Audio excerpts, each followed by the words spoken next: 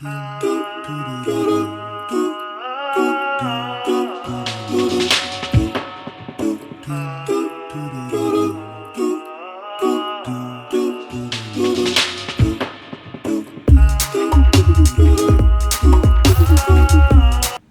it's been a while, and I thought I'd give you guys an update on what we've been working on.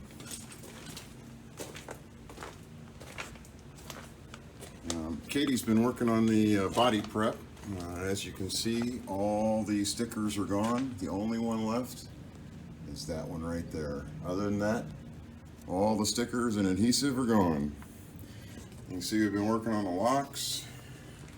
The boxes are in. Outlet, I think that was in last time. See lock here. You see Katie's been working on getting the boxes painted on the inside. Looks real nice, huh? We'll start working on the outside prep here pretty soon. Let's see, down here, everything blacked out, undercoated, flat black paint. There you can see the changeover regulator for the propane, and also the solenoid, remote solenoid shutoff valve. Covered that before. That's the dump for the black tank. I'm sorry, the gray tank. That's 93 gallons. That little pipe there is the exhaust for the rear diesel heater. We have two. We got rid of all of the coolant fired heaters inside the bus. I know there's going to be plenty of opinions about that, but that's what we decided. I'll show you more about the front one here coming up. This is the storage door for the battery rack. It's going to hold 3 Renogy 200 amp hour AGM batteries. That seems to be the best combination of price and performance for us. High performance lock there, and we'll have some locks inside the cabinet to hold the individual batteries in as well. This is another box we added, just general storage.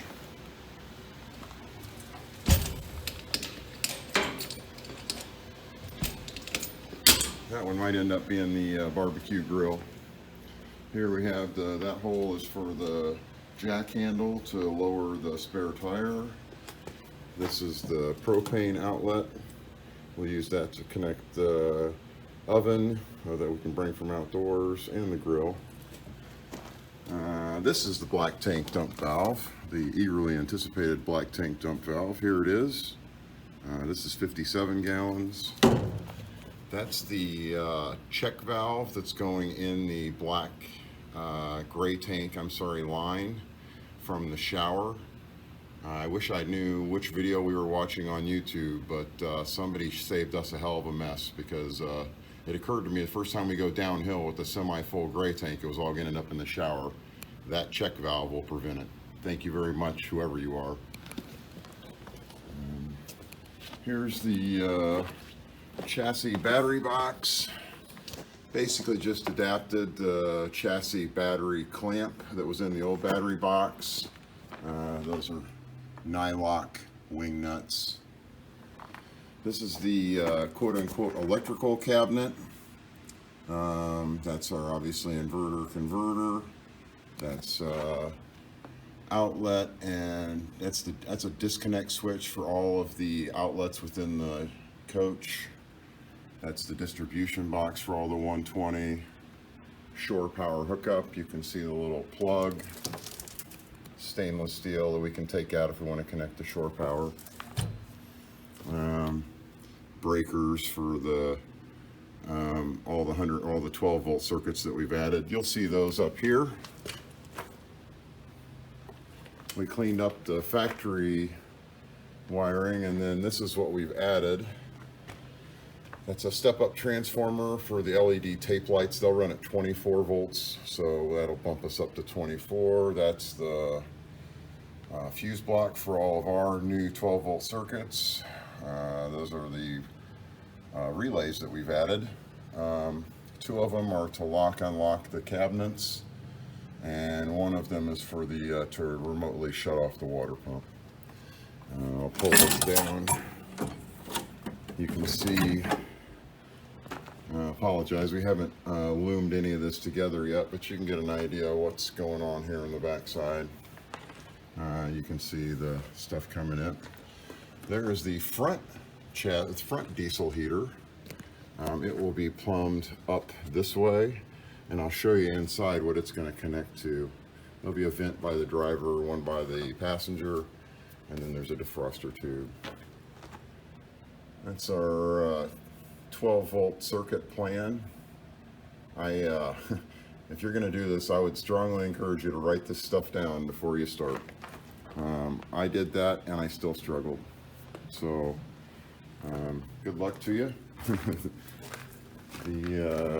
Walking around here, as you come to the inside, well, before we go inside here, you can see we changed the locks. We added this. This is a combination of garage door parts right there, the handle and the rotating plate. Those are stainless steel turnbuckles from eBay and stainless steel rod that I welded. We had to replace the bottom step of the bus. That's 12 gauge metal, way heavier than my brake will bend, but a couple pieces of 3-inch angle iron and a 4-pound sledgehammer was just what it needed. As you can see here going in, we've demoed all of the heater box enclosure, the step heater. There's the passenger heater tube. And then if I come up here, there's the defrost tube. We added that. We demoed all of the plastic crap on top of the dash and I welded that tube. And that's the feed right down there that'll be fed by the heater. You can see we made a new driver's console here. That's our Renogy solar controller, convenience outlet for the driver. That is also actually the GFCI for the plug mold on the bottom side of the upper cabinets. I'll show you that in a minute. There's all the switches that are left. We customized that panel.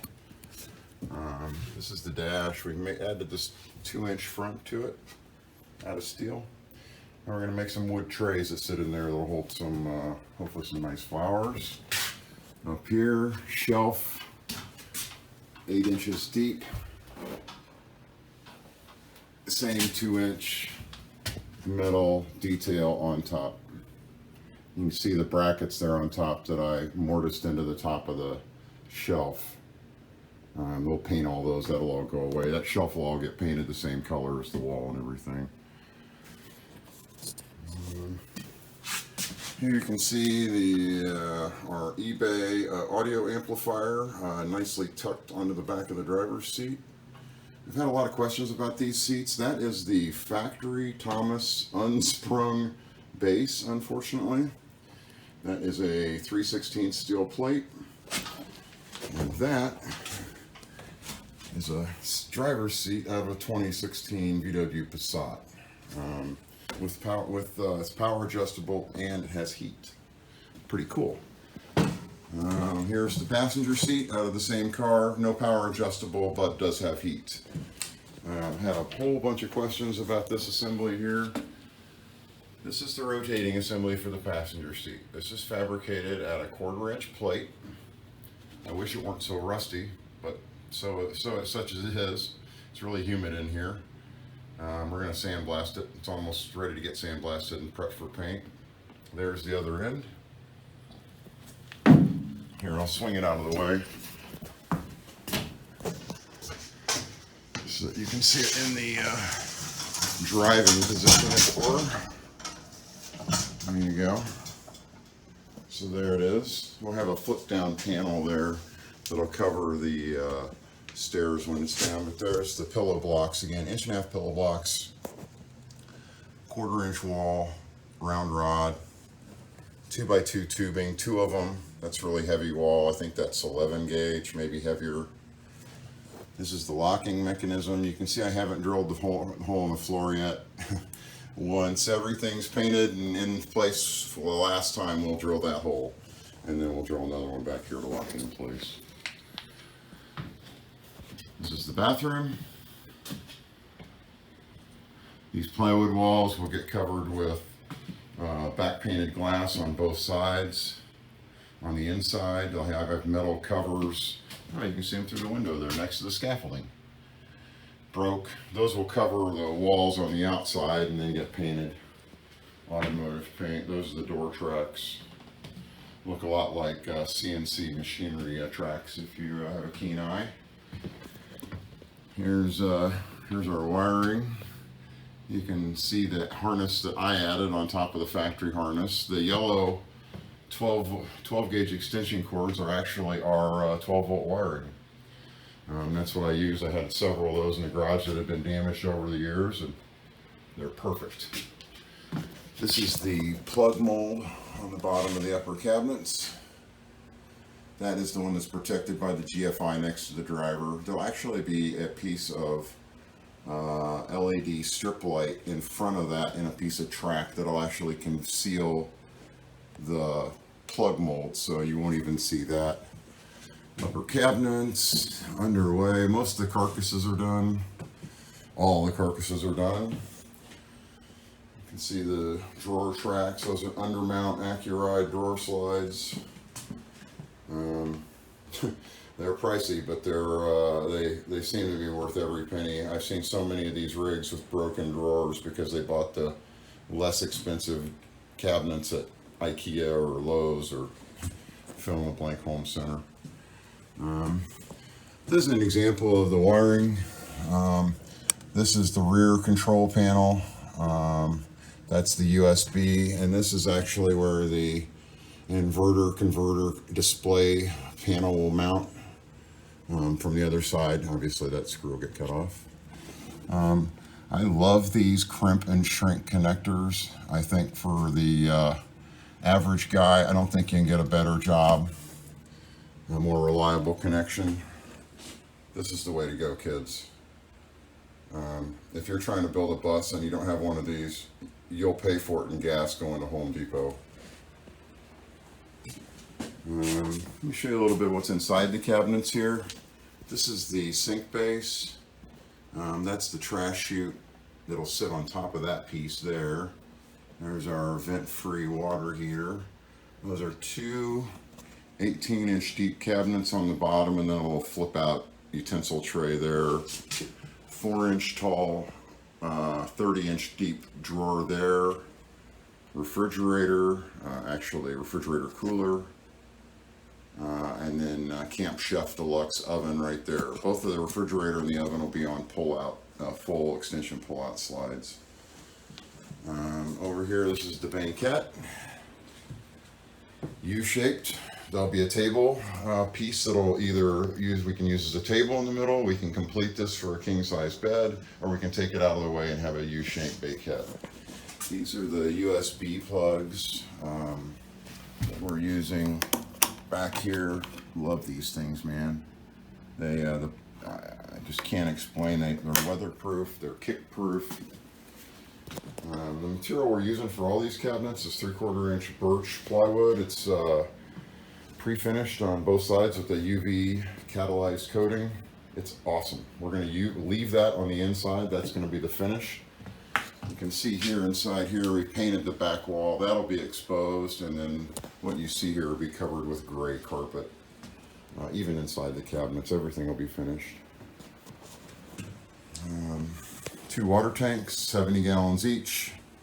You can see the lines back there, 1.25 PVC linking them together. That hasn't been finished yet. Once the carpet's in place underneath the tanks, then we'll set the tanks and complete that piping once and for all. Drawer there, 12 inches tall, 30 inches wide, 30 inches deep. Great. Flip out there, flip out there. 6-inch tall drawer, 30 inches deep, flip out below, same thing on the other side. So those 3 drawers will basically be our clothes storage, along with what we put in the garage or storage area in the back. Here, I'll just look over the top. This is what we're left with in the back, guys. We figured this is big enough for 2 plastic storage totes, tall on either side. and maybe so for a total of, and 2 in the middle for a total of 6 if we need huge cargo, or gives us flexibility for whatever. We've got a bike rack on the front. We could also put bikes in the back here if it's really cruddy out. There you can see the GFCI 120 volt. That's the rear utility convenient, basically. This is the beginning of our indirect LED track system. There's the outside of that cabinet I showed you a minute ago. Here you can see the electrical we've added. Everything is in corrugated loom. We try to detail it just like Freightliner did, to be honest with you. We felt like they're building million-mile trucks, so how can we go wrong? Here's the water filter, access there, 3-stage. Here's the water pump. All the water lines are pretty much in. There's 2 connections you'll have to make when the water tanks sit in once and for all. There you can see the vents from the water tanks. Those will be connected together and vented out. That's the inlet there.